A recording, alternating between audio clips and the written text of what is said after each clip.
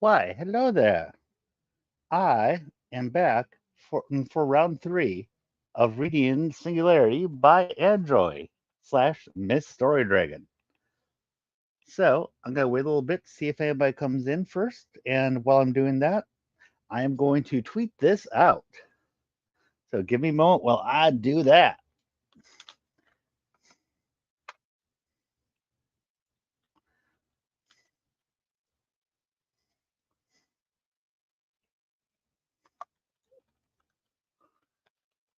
I am now live, about to read in chapter three.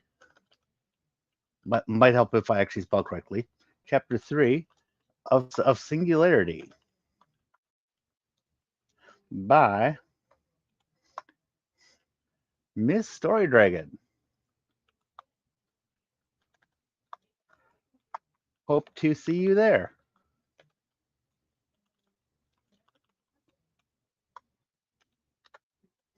And my image.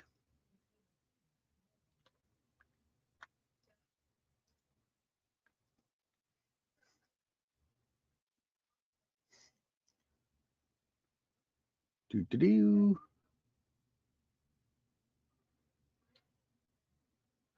Oh, this should be under thumbnails. Now do do do.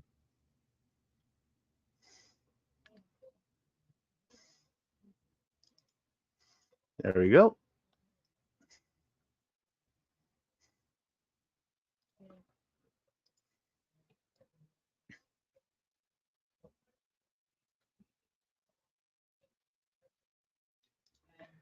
And copy the link. Put it on there. And we're good.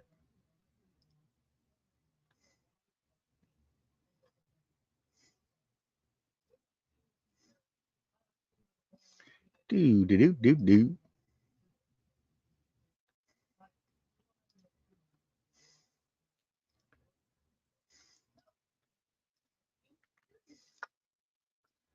I'm partially doing this just to give a little bit of time.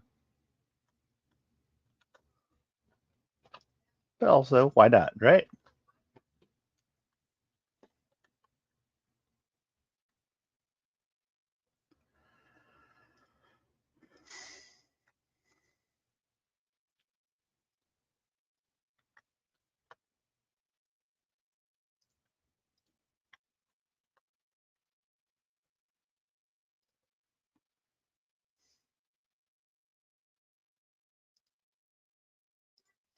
Okay. Looks like I'm still talking to myself, so patter, patter, patter, patter, patter.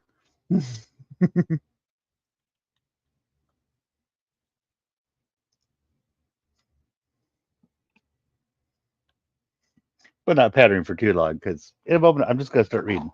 Because, yeah, you know.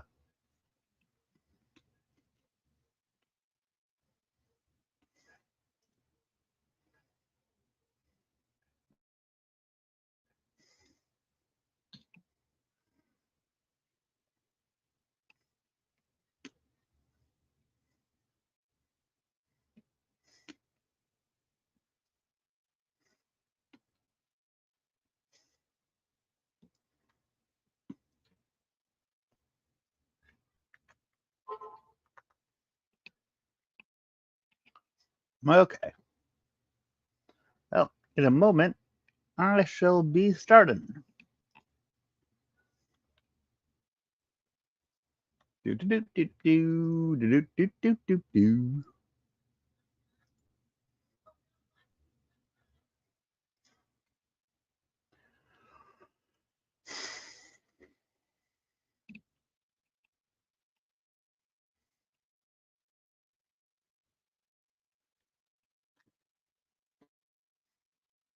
Okay. Turn the lights off, and here we go.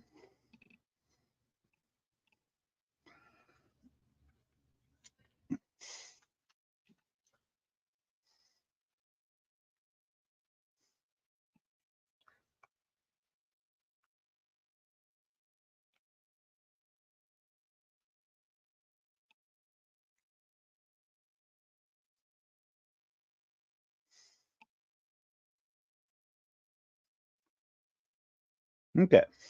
Ah, quickly clean my glasses. That might help.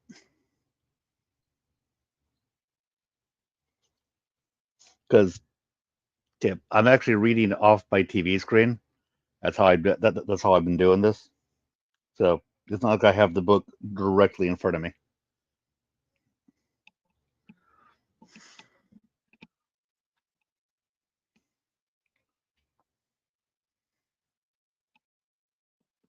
Ah.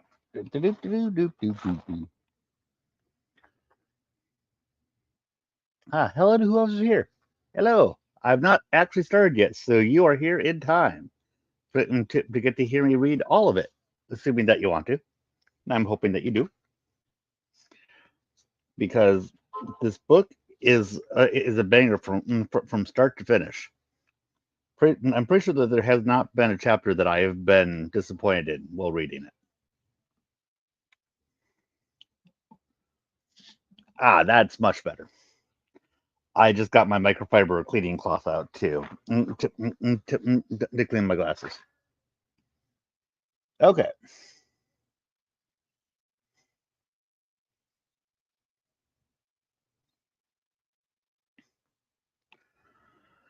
now to get started.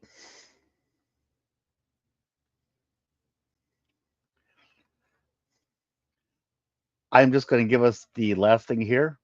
The terminal beeped several times, and he turned his attention to it. Tapping the notification, it opened, and a barely audible gasp left Genesis's lips. Warning: containment breach. Chapter 3: Locked down, locked in. Genesis's mouth was agape briefly as she read the message. She scanned the room. Thankfully, no one seemed to be paying attention to them.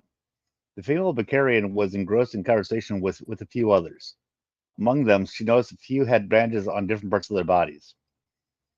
Will the alert trigger any alarms? The last thing we need is for these people to panic and stampede, Turek whispered.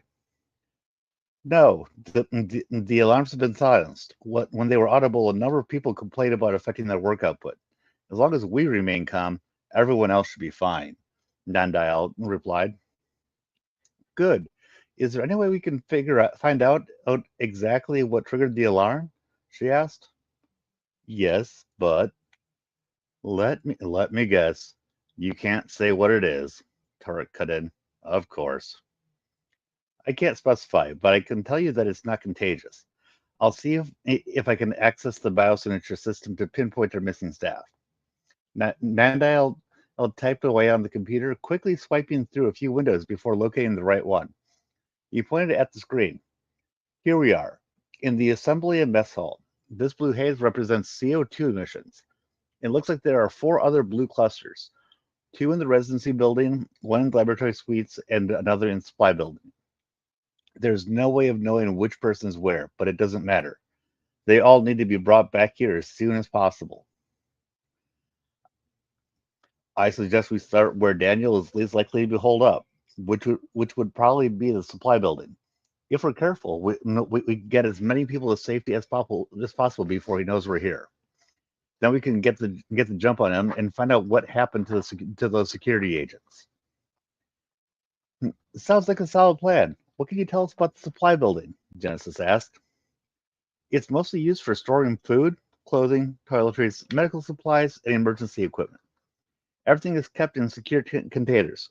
It's a two-story warehouse with a small office overlooking the main floor. They should be in there.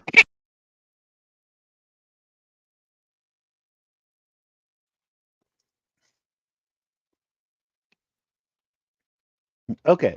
And Tarek and we'll go check it out and bring back your colleagues. Do you have an Occupom? No, but I can communicate with you through my transmitter. He tapped the device on his wrist and it chimed a few times. Genesis pressed her finger to her ear, and he nodded his head before tapping the screen. We're connected. As soon as he finished speaking, the PA system announced, now, enacting secondary security protocols, lowering radiation doors and raising the titanium dome. All of the conversation increased in volume, and a large crowd started to make their way towards the terminals where the three of them were standing. Dozens of angry eyes were on them, and their voices raised seemingly all at once. The cacophony made Genesis' ears ring as she tried to listen to their questions. What's going on? Are we under attack? I know you're GIB, a male Ernok said. We need to get out of here, a female Zitarak yelled. No one is going anywhere, Turek informed the crowd in as loud a voice as he could. They quieted down almost immediately and focused their attention on him. We are locked in here for our own safety. The GIB was sent an emergency transmission to detain your coworker, who has become increasingly hostile. Your risk of being in harm's way increases dramatically if you leave this building. Then what are we supposed to do? Someone towards the back demanded. Behave like the intelligent and civilized people that we are? A female voice interjected. It was the same Bacarian that cut into their conversation before. The crowd parted quickly to let her through. She stood between the trio and the distressed Vitachem employees. We are scientists, not savages. The Bureau agents are here to help. They'll assess the situation while we wait here. Patiently. Genesis released the brush she was holding and then looked at Turok. She could see his thoughts rolling around in his head. His eyes were trained to the Bacarian and eerily calm. She turned to the two of them, and the slightest twitch in his jaw made her shoulders tense. Once the titanium dome goes up, there's no way of lowering it until the anomaly is contained. But there is an underground shaft that runs between the buildings to collect rainfall and for pipeline maintenance. The hatch is in the storage pantry and the food supply room. Nandal started to go with them, and his superior put a hand on his shoulder. I need you to stay here, Nan. You get along with more of these people than I do. But I know these facilities like the back of my hand, he protested. Saving my coworkers, my friends, is more important. Keeping everyone calm and getting into our missing people are equally important. You can guide them from this terminal. They can't watch their backs and try to keep you safe from whatever is going on out there. She's right, Nandale. We appreciate you wanting to come, but you'd be a liability. Genesis chimed in. Are you ready, Turok? Whenever you are, Jen. Lead the way, miss. He trailed off, looking at the feline alien. Ishara. Just Ishara. Once again, the crowd parted like water as she guided them towards the back of the building. The lights in the kitchen were dim, but there were boxes of food everywhere. They went through a set of doors where the canned foods were stacked on the tables. Shelves on either side of the room also had stacks organized by type. Vegetables in one row, fruit in another, and preserved meats and lentils. Nice to know if we get stuck in here, we'll have plenty of food, Turek muttered. Hopefully it won't come to that, Ishara said. She pointed at a hatch the same color as the metal floor. Here's the maintenance shaft. The pipes are marked with directions to each building. You will be able to override the door locks from any of the terminals in the laboratory wing. I wish you both well. We'll be going in blind, so if we happen to shoot someone... That won't happen. And Justice cut in, glancing briefly at our partner. We'll do all we can to bring Daniel back unharmed, but if all else fails... I understand. I'll be with Nandale, providing additional support. And with that, she left the two of them alone. Ladies first, Turek teased as he opened the hatch for her, extending his other hand to help her down the ladder.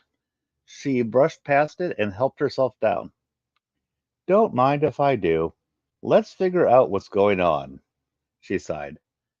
The vertical descent was about 15 feet, and the air quickly took on a sharp, distinctive odor as her feet touched down on soft, damp ground. It smells like old wood down here, she remarked. Her surroundings were shrouded in darkness, save for the small amount of light emanating from the kitchen. Small, dim lights came to life over their head and illuminated the entire length of the corridor. The narrow walls were made of metal, but there were dark vines pushing through whatever cracks and crevices they could find.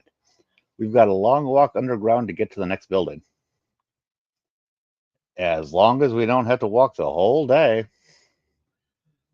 Genesis quickly changed the subject. We need to have a plan if we're met with any resistance when we make it to the supply building. Might be better to switch to stun ammo just in case Daniel is a carrier of something they cooked up in here.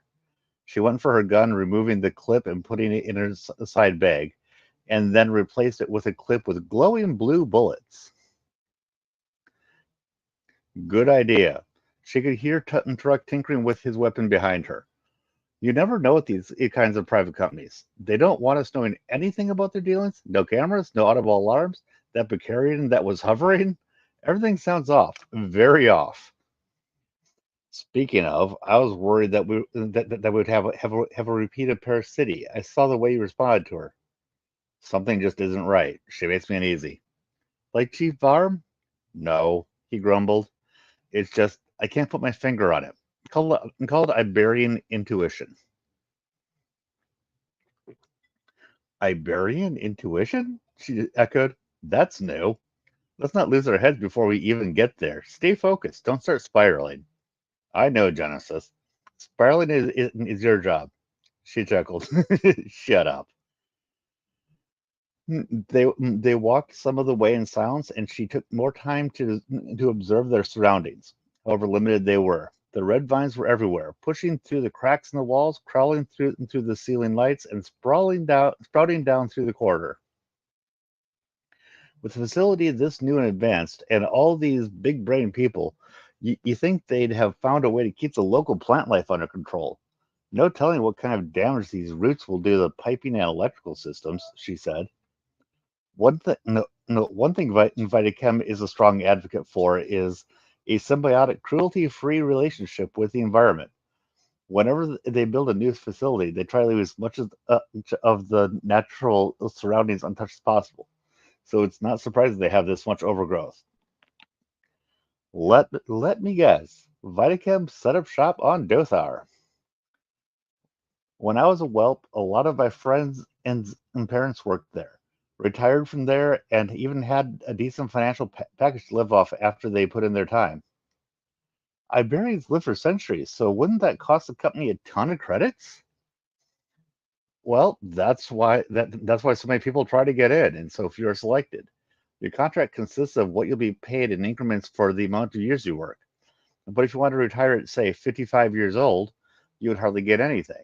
But if an Iberian works until close to 100, that's when you start to see the real fruits of your labor. They took good care of their employees.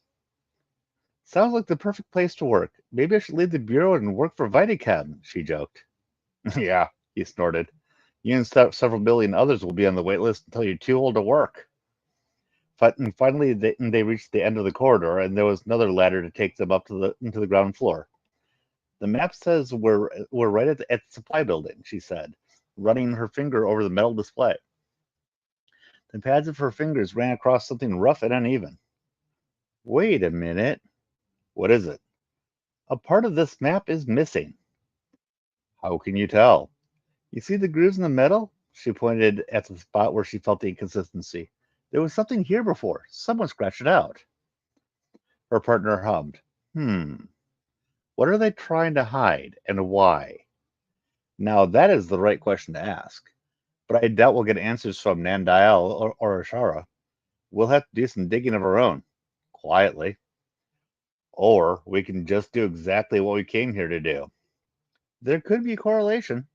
We can't rule out any inconsistencies we come across, Truck. Time to get to work. Genesis started up the ladder. The smell of old wood grew less and less potent as she ascended. Hopefully this hatch isn't locked or something heavy isn't on top of it. Genesis, it's me, Nan. His voice came through her Ocucom. When you go through the hatch, you should be in the staging area. I mean, there's a small concentration of CO2 emissions, so I guess there are 3, maybe 4 people in there. Noted. Is there any way to know if one of them is Daniel? Not really, but I doubt he'd leave the residential building. It's all bedrooms with locking doors and plenty of places to hide on each floor. Great, so he could easily get the jump on us, Turek groaned. If all else fails, we have our guns set to stun. And Genesis released the pressure clips, and the hatch made a slight hiss before it opened quietly. Slowly, she scanned the area they were entering, turning her head left and right. It was a small rectangular room and separated from the rest of the warehouse floor by a wide cutout. The ceiling lights were off, but the sunlight coming in through the windows allowed her to see the square metal containers stacked neatly in the corners and up against the wall. The larger part of the warehouse, however, was cast in shadows. Its windows were small and very close to the roof. A walkway was installed along the perimeter wall, and the control room overlooking the main floor was directly centered, and about 40 yards away from where they were. A mezzanine connected with the first floor to the second. Larger containers were stacked on top of one another with the brand name UniHealth on the side. Any sign of any sign of the Vitacam workers? Turek asked in a quiet voice. Genesis watched for any movement and strained her ears for any signs of life. If they aren't here, they're very quiet. The CO2 emissions are coming in from about 100 feet across from you. They must be in the control room. Take the stairs on the far end of the warehouse, Dan instructed them. Got it, she replied, finishing her ascent. Turek was close behind, but enclosing the hatch as delicately as he could. Boom! Once he was upright, they cautiously entered the main hall. The alarm, armed and ready, chirped every few seconds over to their right. With the unit health containers being at least 10 feet high and about 15 feet long, there was no way to see if there was anything just around the corner. Genesis kept her hand on her gun, and she swallowed down the air she had been holding in her throat. Her breathing grew shallow, and her ears started to ring from the stillness. Her eyes darted from left to right, the trees swaying in the wind outside brushed against the corrugated metal of the exterior, creating a light tapping noise. The branches danced in the light, and she had to remind herself that they were just shadows. Genesis, do you hear that? Turok asked. It's the trees, she replied, continuing to move forward slowly. No, it's a different noise. It's coming from inside one of those containers. She slowed her pace once she picked up on the noise her partner was hearing.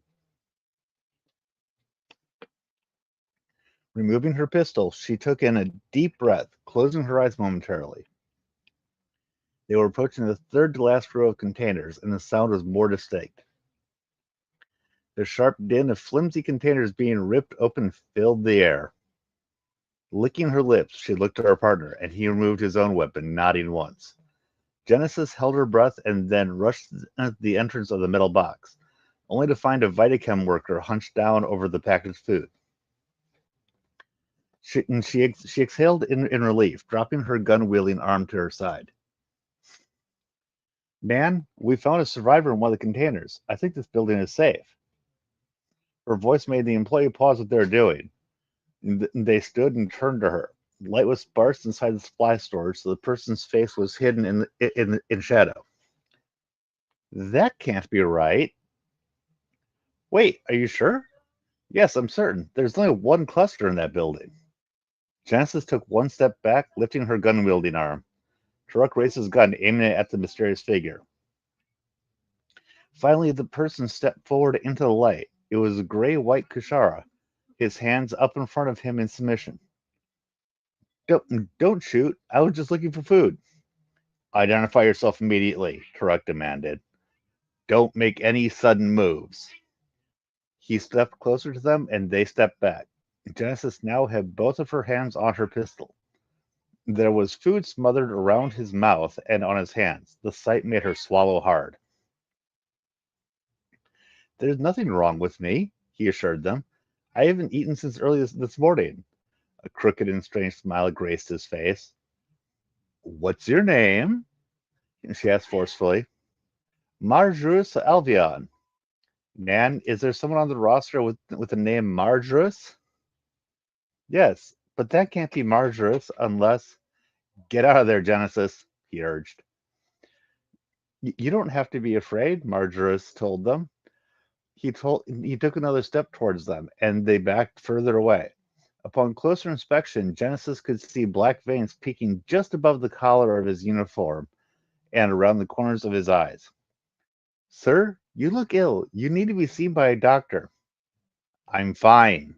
In just a few seconds, his voice had changed. Her chest heaved and her eyes widened. Her index rested gently on the trigger of her weapon.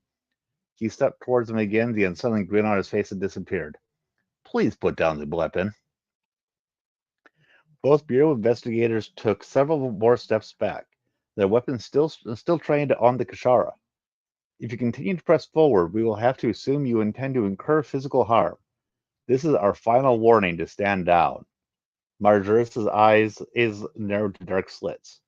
You cannot control me, he seethed. His voice sounded like a hiss, and his hands were now balled into fists. Genesis's hands started to tremble.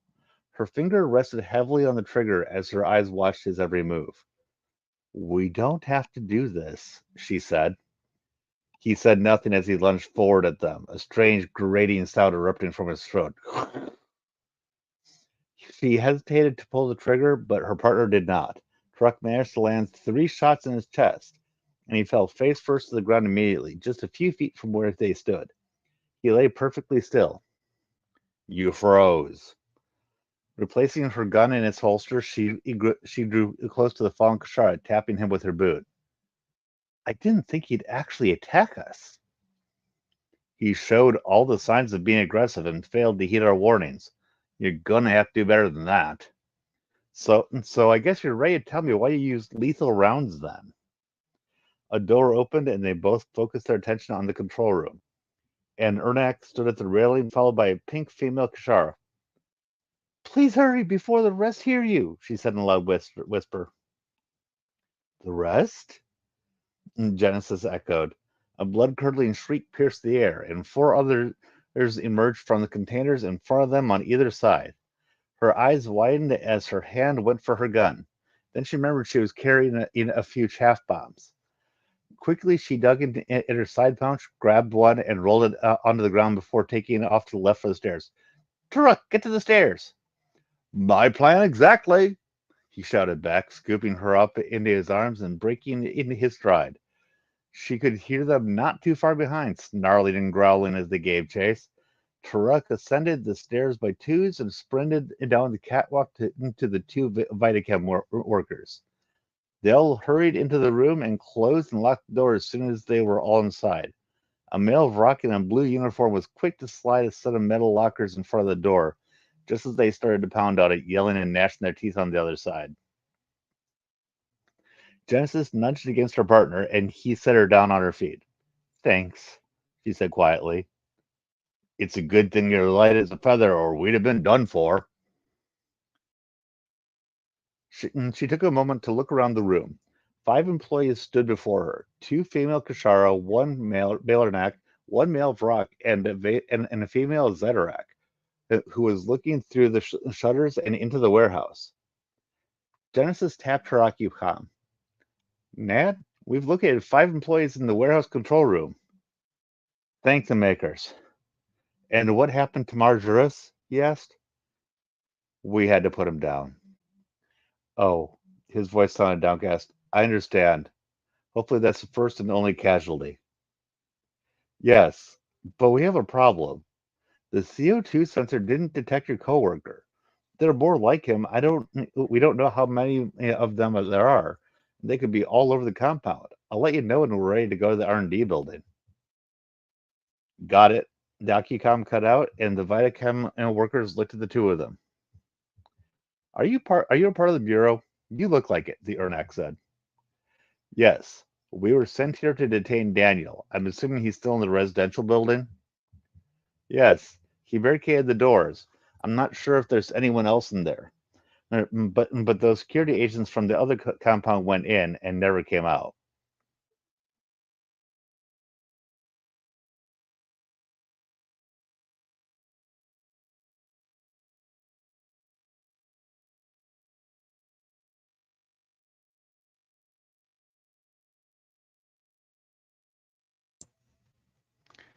Okay. Is there any reason Daniel may be doing this? Genesis asked, leaning against the table. The noise from outside the door had subsided. The coworkers looked between one another. The pink Kashara finally spoke up. I think he's been infected. Infected with what? Is it transmissible? Is it airborne? She asked. I don't know. We run tests on a lot of things. Plants, animals, rare galactic metals. It could be anything from the R&D lab. Some of us noticed he started isolating himself after his wife fell ill a few weeks ago. We tried to include him in things, but that just made him withdraw even more, keeping late hours and hardly sleeping. Given the situation, I can't be upset with him. Where's his wife now? The compound's infirmary, which is in the R&D building. Nodding in affirmation, and Genesis started looking around the medium-sized room for any sort of vent or opening. She headed for the rear of the room, and the lab technicians moved out of the way as she examined the walls carefully. You have to get us to safety before you go over there, the Zydirect pleaded. It's not safe here. Sooner or later, they'll find a way in. And we'll all die if we try to fight our way out and back into the underground walkway, Tarek replied. We need a plan. Just stay calm and let us work this out. Is there any way to access the roof? You must have a fire escape for buildings this large. Yes, as a matter of fact, we do, the Kashara confirmed. But if we put in the code to access the roof, it releases the lock on every other door in this building. That means if we make too much noise, they'll break that door down and come after us, or make it outside through the hangar bay. That's a risk we'll have to take. The deep, gravelly voice of the Vrak drew everyone's attention. I'll be the last to go up on the roof to give you all time to get as far away as possible without being detected. But Harak, we can't leave you behind. It's not your choice is to make, Ren. Word. I'll put in the code once you're ready. The ladder will drop over there in that corner. He pointed at the far side of the room near the window. They made their way over, but Genesis hung behind to talk to Harak. He was at the computer typing away quickly. Thank you for doing this, she said quietly. He kept his steely gray focus on the screen. I fought off some of those things to make sure they could make it here. Some weren't so fortunate. Genesis swallowed hard. How many others were there? 3. I didn't see what happened to them, but I heard.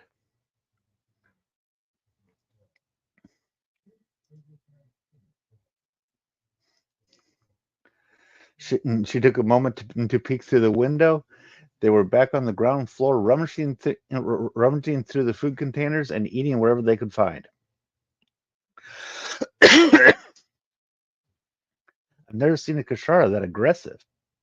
That was not a Kashara. It was something else. Her brows furrowed, and she drew closer to him so that the others couldn't hear. And that would be? I cannot say. Sighing, she rolled her eyes and started to walk away when he spoke again. But I cannot sanction any unobserved actions you may take once we part ways.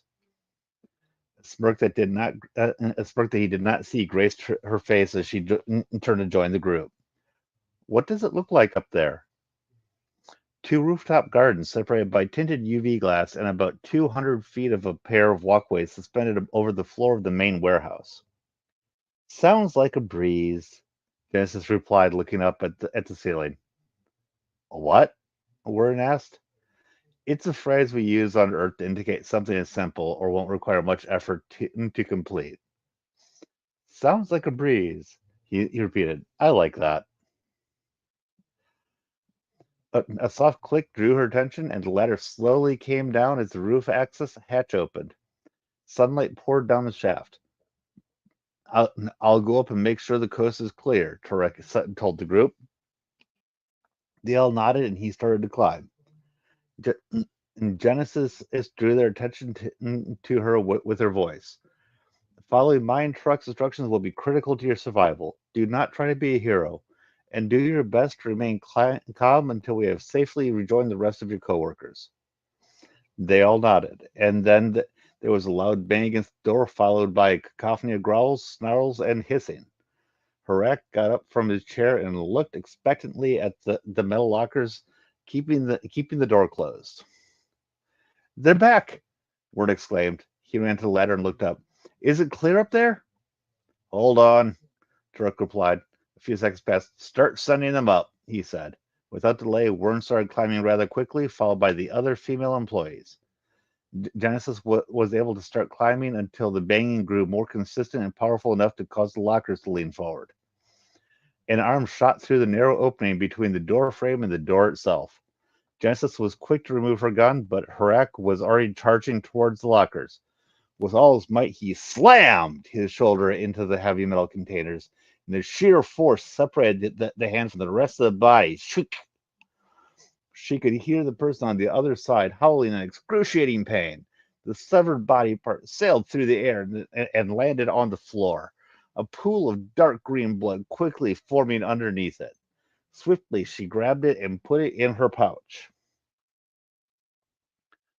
Go, Harak told her, push his way on the barrier. The metal of the door started to groan and push inward. You're coming too, she promised. She protested. Warden will be looking for you. Tell the little guy I'm sorry. I'll buy you guys some time. He pushed against the horde gathering outside the door. Get up that ladder. Justice finally did as he asked and started climbing, trying and failing to control her labored breathing. The pink Ashara stopped and looked down at her. Where's Harak? She asked. He's staying behind. Her bright fuchsia eyes widened and started to climb down. We have to help him. You can't climb down over me. Keep moving. You'll get both of us killed. Fine. The Kashara sobbed as she continued to ascend the ladder. The sound of metal creaking, followed by a large crash, echoed beneath them, and the growls were no longer muffled. Sounds of a struggle filled the air, followed by Harak's grunting, and something heavy made contact with flesh, judging by the squelching sound. The noises suddenly became more intense, and Harak let out a guttural roar of pain that quickly subsided. Closing her eyes for a brief moment, Genesis continued climbing. She felt the bars beneath her hands vibrating, but didn't bother to look down. Turok was leaning over the opening with his hand extended. Genesis, climb faster! The urgency in his voice caused her to increase her pace, and her palms grew slick with sweat. She was almost there. Just several more rungs and she would be in the clear. Turok's hand was within reach, and she grabbed it. A sense of relief cooled her nerves as he helped pull her up the rest of the way. The soft wind and warm sunlight ate and touching her face until she felt a hand wrap around her ankle. Oh, Genesis gasped loudly, and the realization made her eyes widen in disbelief. She could feel her body being pulled down despite her partner pulling her up with all of his strength. Turok knew immediately what was happening. All of you, get over here and help me pull, he demanded. Right away, the Zirarak wrapped her arms around Turok, and the female Kashara was behind her, with Wern at the end. Pull! The pink Kashara shouted. They all leaned back at the same time, bringing Genesis out of the shaft, and one of the infected with her. She landed on top of her partner, and in one fluid motion, he rolled her onto the grass and pulled out his gun, firing immediately. The bullet made home right between their attacker's eyes, and she fell on his legs. And the orange Kashara quickly slammed the hatch shut and locked it. It rattled and shook from the infected trying to push through. Genesis got to her feet, dusting off her jacket. She attempted to put her full weight on her leg and winced when her foot made contact with the ground. Thank you, she said. You're welcome, Warden replied. He looked around for a moment and paused. Where's Herrick? The pink shard turned away from the group, her arms folded across her chest. Genesis took a deep breath. He says that he's sorry. The other three Vidicam workers simultaneously revealed their shock. Zirarak put her hand over her mouth as she looked down at the ground. He said, the Ernak trailed off. His eyes were distant and watery like dark orbs. She neared him and put a hand on his shoulder. I'm sorry. He immediately shrugged it off. This is all Daniel's fault. Wherever he is, he has to pay. I agree. I agree, but my partner and I need to assess the full situation before there's talk of recompense. We need to keep moving. As if on cue, the banging grew louder, and their group started up the stairs across the walkway over the UV ceiling. Any sort of wind resistance caused the bridge to sway in either direction. The motion made Genesis pause and had to steady herself with the handrails. She looked over the side and immediately turned away. It was a long drop from the walkway to the dark glass ceiling, and an even further drop up from the glass to the warehouse floor. She picked up her pace a bit until there was just maybe a foot between her and the orange Kashara. What's your name? She asked. Avitora. The pink Kashara is my sister, Timalan. The Zitarak is Gura. Thank you for saving us, even though Harak didn't make it. Yes, I'm sorry it's come to this. If we get out of here alive, I'm quitting. Tima can stay if she wants. First time something like this has happened? With with Vitacam, there's so much red tape. I don't know. I don't know what's really going on, just that Daniel went crazy, his wife is sick, and they won't let him see her. She's pregnant. Genesis nearly stopped in her tracks. Pregnant? She's in the middle stages and didn't want to tell anyone, but you humans forget that Kashara can detect hormonal fluctuations. Plus, she was eating a lot more and waking up sick too often for us to not notice. Well, this makes the situation that much more delicate, Genesis sighed. I was there when Daniel went crazy. If he wanted to kill anyone, he most definitely had several chances. I don't want to lose any more friends. I can't make any promises, Avitora, but I'll do my best to bring him in alive. Good. I've heard so much about Bureau investigators, but most of it isn't the most positive. A sharp gust blew westward, and Genesis steeled her legs, closing her eyes as the overpass swayed. They were a little more than halfway across. Dare I ask what's been said? My dad says the Bureau isn't to be trusted. He believes you all have too much freedom that ends in collateral damage, and then it gets swept under the rug by the hexagon. I can see why he would say that, she replied in a soft tone. I don't think I've ever met any investigators before today. You and your partner don't seem like bad people, but I could be wrong. Thanks. Truck and the others were just setting foot on solid ground when their conversation ended. He turned to them and his jaw slackened. Genesis turned around and saw the infected employees emerging from the ladder chute. Avi, we need to move faster, she said calmly. The Kashara quickened her pace. I mean, run. Avi broke out into a sprint, and Genesis tailed close behind her, despite the uneven footing and slight bouncing from their momentum. They were almost there when she felt the weight of additional bodies on the gangway. She jumped off the elevated pathway and onto the ground. Get down the fire! Okay, and she yelled. The Vitacam workers immediately did as she ordered, while she and Truck brought up the rear. The metal steps creaked and groaned under their weight as they made their descent.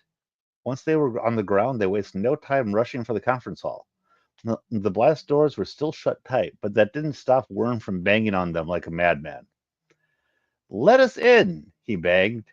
Almost immediately, they began to lift. He crawled underneath it as soon as there was enough room. Timo was right behind him, followed by Gura and Avi. Turuk, being considerably larger, had to force it up to let himself through. Genesis looked back at the infected. They were making their way down the stairs in a mad flurry that was frighteningly swift. Genesis, get in here, Turuk bellowed. She ducked underneath the barrier, and he slammed it shut. The reinforced doors came down, and there was a hushed silence. Ishara looked at them, her eyes still and calm. Paja, Frima, see to our people, she ordered, turning her back. Two female Ernaks came over, medical equipment in hand, and started looking them over. Thank you both. They wouldn't have gotten out alive. Our pleasure, Turek replied, panting. She nodded once and walked away. The rescue group was being escorted towards the tables. Avi looked back at Genesis, a concerned look on her face.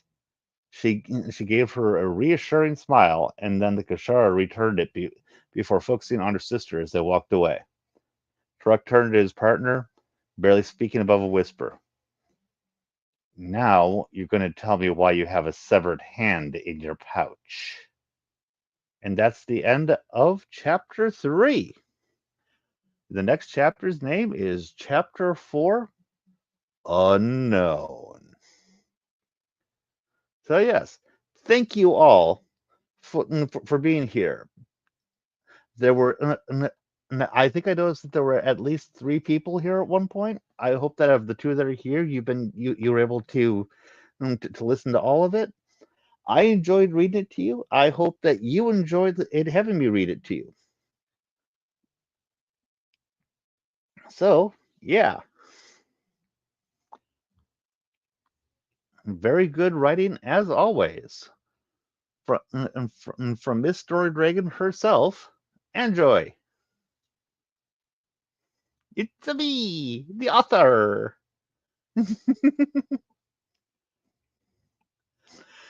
And I hope that you appreciated my few embellishments where I actually went bang and things like that. Decide how to have a little bit of fun with adding some sound effects. And you're very welcome. I'm definitely enjoying reading it, and I hope that you might be able to use some of this to actually help market it. Sound effects are interesting. Yay!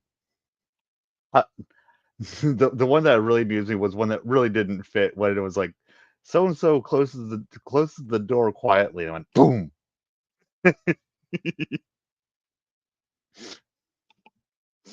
So yeah. So yeah, that was chapter 3. Yes, please do so. Okay. Well, I will be ending that stream then. Although I guess one thing that I think I might point out. Yeah. Oh, I know. That was just me laughing to myself. Sorry. But but yeah.